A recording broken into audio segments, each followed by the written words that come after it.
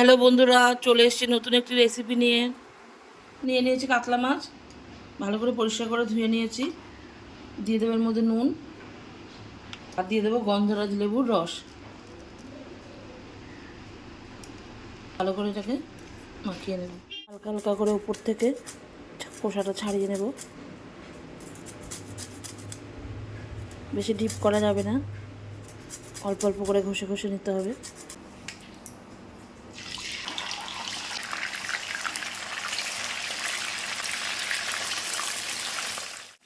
মাছগুলো ভাজা হয়ে গেছে, তুলে নেব।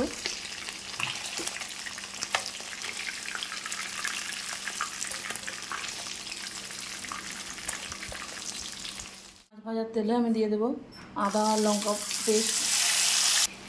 এবার আমি দিয়ে দেবো কাজু আর চারমগজ বাটা।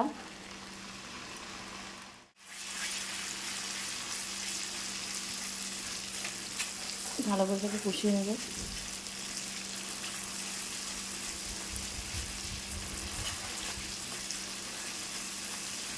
দিয়ে দেবো ফেটিয়ে রাখা টক দই।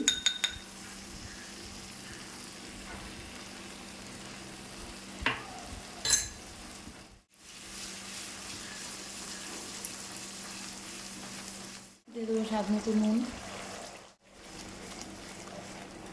দিয়ে দেবো জল। ঝোলটা ফুটে এসেছে, এবার আমি ভেজে রাখা মাছগুলো দিয়ে দেবো। দিয়ে দেবো অল্প কাসুন্দি।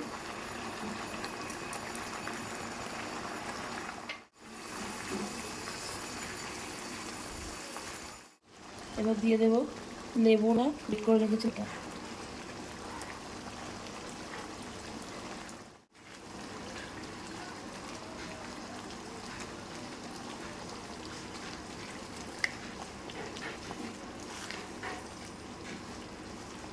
অল্প কিছুক্ষণ সময় রেখে এবার আমি এটাকে নামিয়ে নেব।